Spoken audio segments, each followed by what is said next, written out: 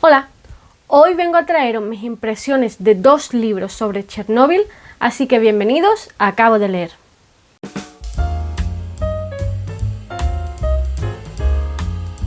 Bueno, hoy traigo un vídeo un tanto raro por el tema, ya que os quiero hablar de 2 libros que leí sobre Chernobyl, que leí en el mes de mayo y principios de junio, y 2 libros que me parecieron muy interesantes y que hablaban de Chernobyl de 2 formas diferentes. Este vídeo tiene una explicación o tiene un origen, por así decirlo, y es que hará ya varias semanas Fran del canal Reseñados, que os lo dejaré por ahí abajo, compartió en Twitter que él había visto un documental sobre Chernobyl 35 años después y que le había parecido muy interesante. Yo que siento cierta curiosidad histórica y no morbosa por el desastre nuclear de Chernobyl, enseguida me llamó la atención y le pregunté a Fran cuál era el título del documental y dónde podía encontrarse, y él me dijo que era de Movistar, así que si vivís en España y tenéis Movistar, el documental debería estar ahí. Yo desafortunadamente vivo en el Reino Unido, no tengo acceso a Movistar, así que tuve que hacer un poquito de investigación a ver dónde podía verlo. Y me encontré que era un documental original de Channel 5, de aquí de Inglaterra, que el presentador es Ben Fogle y que el documental se llama Inside Chernobyl 35 Years After o algo así. El presentador o el que lleva el documental, digamos, lo que busca es presentar la zona excluida 35 años después y qué es lo que ha ocurrido, ¿no? Y digamos que entra en lo que es la zona excluida de Chernobyl, va a lo que es el reactor, digamos, entra en la famosa zona de control. Además también creo que es la sala número 4, ¿no? De la zona de control. Entra también la zona donde está el sarcófago, que es ese masacote de hormigón que se construyó de una forma temporal y que ahora pues los gobiernos han tenido que poner no sé cuántos millones de euros para poder, no sé si era como reconstruir otro por encima, no sé, como se tienen que hacer una serie de trabajos porque lo que es el sarcófago original, eso se construyó que iba a tener un periodo de caducidad y que había que poner otra cosa muchísima más resistente. Obviamente el presentador también se pasea por lo que es la ciudad abandonada de Pripyat, creo que se llama, y entra en el famoso hospital donde fueron acogidos los primeros bomberos, y cuenta cómo la zona del sótano ha tenido que ser tapada porque había mucha gente que entraba y se llevaba souvenirs. Llámalo gente, llámalo gilipollas, porque tú me dirás, ¿para qué quieres tú un souvenir radioactivo en tu casa que te puede dar un cáncer y morirte? Pero bueno, en fin, hay gente para todo. Y también entrevista a una mujer que lleva no sé cuántos años viviendo en la zona excluida. O sea, el documental está muy bien, está muy entretenido, por así decirlo, pero a mí me faltó quizás la reflexión, la conclusión, qué impacto y qué consecuencias sigue la sociedad ucraniana ucraniana y bielorrusa. ¿Qué impacto? ¿Cuáles han sido las consecuencias en la sociedad, ¿no? Porque también el desastre nuclear de Chernobyl tuvo también que ver con la caída de la Unión Soviética. Entonces a mí la parte de reflexión me faltó un poquito, ¿no? Como que el documental está bien entretenido, pero no te deja pozo, por así decirlo, ¿no? Y a mí es eso que es algo que cuando ves un documental y no te deja pozo, no hay una reflexión, no hay una conclusión, como que te deja un poco a medias, pero el documental está muy bien y yo os lo recomiendo. Y viendo este documental me acordé de un libro que yo me había comprado hace tiempo en Kindle, porque es que el Kindle es una droga, me compro libros y no sé cuándo lo leo, que salió justamente a raíz del boom de la serie de Chernobyl de HBO y que yo había visto una reseña pues hace bastante tiempo en un blog.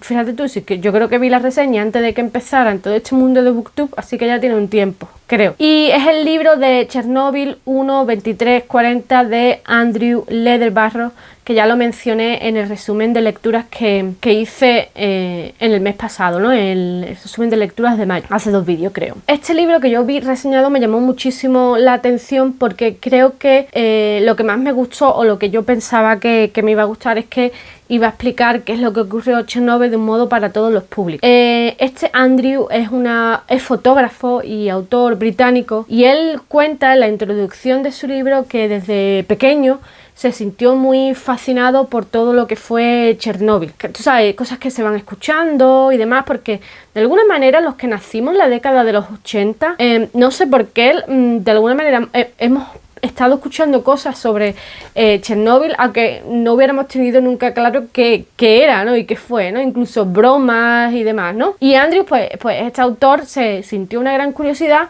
y con los años se dedicó pues a recopilar una serie de artículos, libros, se metió pues en archivos y demás, de una manera, digamos, por el placer de saber más. O sea, él no tenía una intención de publicar ningún libro ni nada. Lo que pasa es que llegó un punto en que tenía tantísimo material que sus amistades y su círculo le recomendó que por qué no escribía un libro. Él cuenta que el proceso de escribir un libro pues le costó muchísimo tiempo, muchos años, organizar los datos y demás. Y además no solo ha publicado este libro, sino que además se llegó a convertir en asesor de la famosa serie de la HBO de Chernobyl, que él mismo lo cuenta en su libro. Una de las virtudes que tiene este libro, Chernobyl 1-2340, es estar escrito precisamente por un aficionado, llamémoslo aficionado, llamemos flipado de Chernobyl, ¿no? Por una persona que no es historiador, que quizás no es periodista, sino que era una persona súper interesada en esto de Chernobyl, que recopiló una serie de cosas y se puso a escribir. Y yo creo que y es la mayor virtud de este libro, porque al estar escrito por alguien que siente gran interés por este tema, está escrito para que pueda ser accesible a todo el público. Y me explico. Yo pienso que un libro sobre Chernobyl puede caer en dos grandes errores. Uno, que esté escrito de una forma excesivamente científica, de tal manera que solo los científicos y físicos nucleares se enteren, o bien que caiga en la morbosidad y en el detalle escabroso, en la lágrima fácil. El key de la cuestión es llegar a ese equilibrio, y yo creo que Andrew lo hace muy bien. De hecho, Andrew no entra en lo escabroso ni mucho menos. Andrew es bastante objetivo, narra de forma cronológica lo que ocurrió en Chernobyl, con un capítulo introductorio en el que habla sobre la energía nuclear y cómo la energía nuclear se transformó tras la Segunda Guerra Mundial, ¿no? En esa energía nuclear pacífica que alcanzó una gran popularidad en Estados Unidos, en Francia, en Inglaterra, y que en la Unión Soviética se convirtió en un símbolo mismo de la Unión Soviética, ¿no? Cuenta también cómo fue el proceso de construcción del reactor de Chernóbil, y cómo ya desde un principio eso estaba destinado a fracasar de alguna manera, y ya a partir de ahí narra pues todos los hechos que se desencadenaron a partir de la noche de la explosión. Está muy muy bien escrito. Ya digo que está escrito de forma cronológica, cosa que yo agradezco, porque hay muchos autores que son muy desordenados a la hora de escribir ensayos, y a mí es algo que me pone negrísima. A mí me gustan mucho los ensayos, sobre todo si es un hecho histórico, ¿no? Que sigan el orden cronológico, y incluso cuando entra en las partes más científicas, ¿no? Cuando se pone a explicar por qué el reactor explotó y demás, aunque entre en aspectos más científicos ahí, tampoco es excesivo, ¿no? Creo que se entiende fácilmente, y a mí me gusta mucho porque además también incluye reflexiones, incluye conclusiones, que es lo que yo le pido que tenga un ensayo. Si le tengo que sacar un defecto a este libro, para mí lo que menos me ha gustado y que lo considero totalmente innecesario son los capítulos más personales, porque él va intercalando capítulos en el que narra su propia visita a Chernóbil, no sé si fue en el año 2007. A mí esos capítulos me parecieron innecesarios, caen un poco en la romantización quizá de lo que es la zona excluida de Chernóbil, y a mí eso no me interesó, es que no aportaba nada, la verdad, que creo que el autor se lo podría haber ahorrado. Pero bueno, entiendo que el autor quisiera compartir esto en su libro, y al fin de cuentas pues él lo ha escrito y él escribe lo que le da la gana, ¿no? Pero a mí es lo que menos me gustó. Yo creo que es un ensayo que yo recomiendo a toda aquella persona pues que no sepa en realidad qué es lo que ocurrió en Chernóbil, o que quizás le suene lo que le pasó, que fue un desastre nuclear, pero no sepa los detalles y tenga cierto interés, ¿no? Que es como el interés que tengo yo. Obviamente, pues si no te interesa, pues no te recomiendo el libro, pero si tienes cierto interés sobre lo que pasó y demás, es un libro que yo de verdad recomiendo. Fue terminar el libro y sentí la necesidad de ver la serie de Chernobyl de la HBO, que yo la he visto 3 veces. Hay muchas cosas que me gustan de esta serie, pero creo que lo principal que más me gusta de esta serie es cómo combina los hechos históricos con el aspecto humano. Y me explico, yo creo que muchas de estas series que de alguna manera reviven, o no sé si reviven es la palabra adecuada, ¿no? Recrean un hecho histórico, tienden a olvidar a veces el aspecto humano, por así decirlo, ¿no? En el caso de Chernobyl se podía haber hecho una serie que contara ABC, es decir, lo que pasó desde que explotó hasta el juicio, por así decirlo, pero creo que la serie acierta al meter ciertas historias reales de personas anónimas, ¿no? O que ya no son tan anónimas, pero bueno, que le ocurrieron. Me refiero sobre todo a la historia de la mujer del bombero, Ludmilla, que por cierto vi una entrevista que le hicieron a esta mujer en la que ella misma negaba haber dado permiso a los productores para que contaran su historia. Y hablo también de la historia del chavalito que es reclutado para matar animales. Creo que es un gran acierto porque de alguna manera se ve ese lado humano de un hecho histórico, y creo que eso fue una de las cosas que más me gustó. También me gustó el hecho de que contara la historia de forma cronológica. Ya veréis que yo tengo este toque, pero no puedo evitarlo porque hay muchas series así que abusan del flashback, de flash forward. A mí los saltos temporales para arriba y para abajo a mí me vuelven loca. A mí un hecho histórico cronológico me encanta, no puedo evitarlo, y creo que está muy bien contado.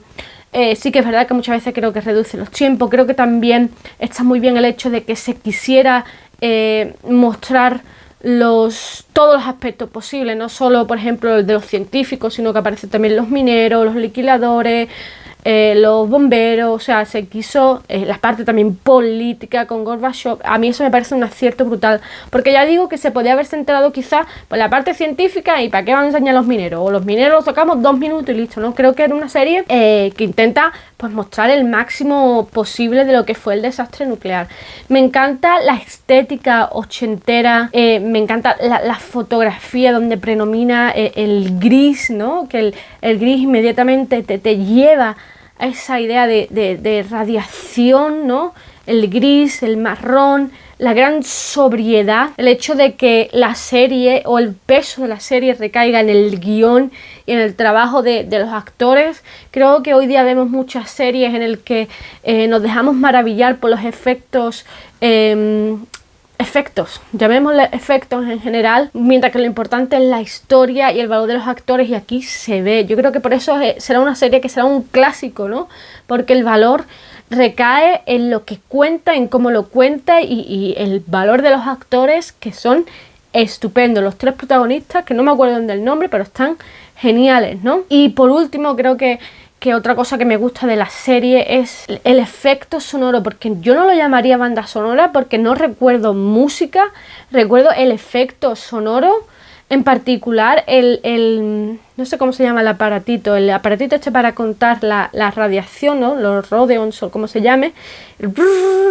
Y sobre todo en la escena en que los 3 voluntarios se meten en el agua y se escucha solo ese sonido y ellos moviéndose. Es como que se te ponen los pelos de punta, la verdad. Y me parece una serie que está muy bien. Y sé que es una serie que, aunque haya visto 10.000 veces, creo que la volvería a ver porque me gusta muchísimo cómo está hecha y lo que cuenta. La parte del juicio, que es al final, me gusta muchísimo. Y ya después, terminando de ver la serie, porque ya os digo, todo esto fue una serie de hechos que me llevó a una cosa u otra, me acordé del famoso libro de Svetlana Alexievich, que es Voces de Chernobyl, porque cuando yo lo leí por primera vez allá por mucho tiempo, que por cierto lo leí porque Jan del canal Trotalibro por aquel entonces tenía su blog y estaba un poco obsesionado con esta autora, recomendaba muchísimo a esta autora, y bueno, pues yo quería leer el libro. Pero claro, cuando yo leí el libro me decepcionó un poco, porque el libro era un conjunto de testimonios y para mí le faltaba la reflexión, le faltaba la explicación, me faltaba que la autora no pusiera en valor, pero sí que pusiera en contexto algunos de los testimonios. ¿quiénes eran los liquidadores, ¿no? ¿Qué papel ejercían y cuál fue la consecuencia? ¿Quién eran los bomberos? Los miembros del Partido Comunista, ¿no? Gente que fue, o cómo se llevó el proceso de evacuación. Me faltó eso, y me faltó la reflexión final, me faltó... Quizás penséis que yo soy muy maniática con esto, pero para mí le faltó algo, Entonces, claro, pensé que ahora que ya tenía un poquito de más idea de lo que ocurrió en Chernóbil, por haberme leído el libro de Andrew, de haberme visto la serie, ahora que ya tenía más ideas, porque claro, yo la primera vez que me enfrenté al libro de Svetlana, lo que conoció de Chernóbil creo que es lo que conoce todo el mundo, que fue un desastre nuclear y que dejó varias ciudades y pueblos alrededor vacíos, es lo que yo sabía, ¿no? Claro, ahora que ya pues conocía mucho más la historia, todo el tema de los liquidadores, otra vez que no me sale la palabra, los bomberos y demás, pues dije, mira, ahora que ya tengo mayor idea, quizás valore muchísimo este libro. Desafortunadamente no ha sido así. Para mí, una obra que tiene muchos testimonios es como un diamante en bruto, que para mí hace falta pulir. Es como cuando un historiador va al archivo, se encuentra con 10.000 cartas totales y lo que hace es un copia y pega y publica un libro. Pues no me está contando... O sea, no me está contando nada, sí, me está contando algo. Y no quiero sonar fría porque los testimonios que recoge Svetlana son testimonios muy duros y algunos se te ponen las pieles de gallina, ¿no? Pero claro, a mí me faltaba eso otra vez, ¿no? Me faltaba un poquito el poner en contexto, el explicar un poco, ¿no? Y quizás porque estoy viendo la obra de una perspectiva histórica, ¿no? Como yo lo habría hecho como historiadora. Claro, Svetlana creo que no es historiadora, creo que es periodista. Y yo entiendo perfectamente la intencionalidad de su obra. O sea, ella lo que quiere poner en el valor o el foco en los testimonios, en esas personas anónimas que nunca han tenido la oportunidad de hablar. Y lo entiendo perfectamente, no me malentendáis. O sea, yo sé cuál es la intencionalidad de Svetlana, pero para mí hace que esta obra sea un poco incompleta. Una obra que si una persona se acerca a ella sabiendo únicamente lo básico de Chernóbil, pues quizás no la va a valorar en su justa medida. A mí me sigue pareciendo una obra incompleta. Para mí tiene que ser una obra que se lea con algo más o que se sepa que es Chernóbil, porque si no ya digo que no se valora, ¿no? Entonces, claro, la leí y me quedó la misma sensación, ¿no? A mí hubo testimonios que me gustó muchísimo, creo que de nuevo el de la esposa del bombero, y también me gustaron algunas reflexiones sobre la concepción del hombre soviético, de cómo muchos liquidadores fueron allí por esa concepción del hombre soviético de que había que ir porque así era como habían sido educados, por así decirlo, en esa mentalidad soviética de que había que ser héroes y más fuertes que nadie. Pues eso sí que me gustaron, esos testimonios, pero claro, hubiera sido mucho más interesante si esos testimonios se hubieran enriquecido un poco con un contexto, hablando de la mentalidad soviética, de cómo los hombres, por ejemplo, y mujeres eran educados, cómo tenían esa mentalidad de la obligación, de la responsabilidad. Pero bueno, que eso es obviamente mi opinión, ¿no? No quiero terminar este vídeo sin mencionar una cosa, una reflexión que quizás no compartáis conmigo, pero bueno, que ya por último Chernóbil se ha convertido casi como en un parque de atracciones, ¿no?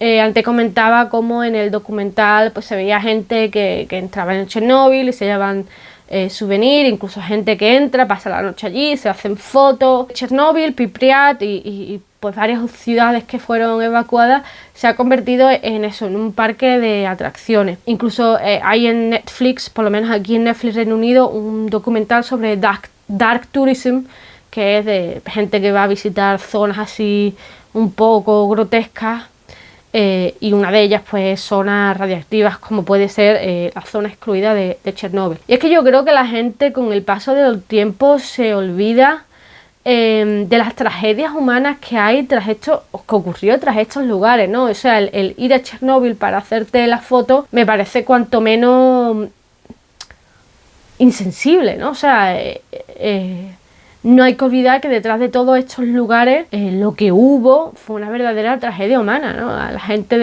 de Pripyat le dijeron que iban a volver a 3 días en su casa y no cogieron absolutamente nada, ¿no? Fueron absolutamente desarraigadas de su hogar, ¿no? Y ya no solo eso, sino pues las muertes de muchos que fueron a apagar el fuego, o gente que ha sufrido cáncer, o mujeres que le dan miedo dar a luz por lo que pueda pasar, ¿no? Y creo que la gente se olvida eso, ¿no? Es casi como lo que ocurre, desgraciadamente, en Auschwitz, ¿no? Que se ha convertido en un lugar turístico para hacerte las fotos y la gente se está olvidando de la tragedia humana que ocurrió en esos lugares, ¿no? Que yo no estoy en contra de que se visite, ojo, yo al contrario, yo creo que estos lugares hay que visitarlos, ¿no?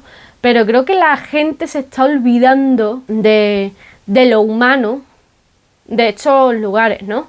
Que parece que ahora hoy día es más importante las fotos que otra cosa, ¿no? Y creo que es, no sé, para mí como historiadora, como persona que le da por reflexionar estas cosas, pues me pregunto si quizás no debería estar prohibido que se visiten estos lugares, o que si se abre al público, que se dé una pequeña explicación y se diga, oye, venís a visitar este sitio, pero tenéis que venir con el respeto adecuado de que esto no es un lugar para hacerse las fotos. Aquí ha ocurrido algo serio, una tragedia humana, y como tal se le debe mostrar ese respeto.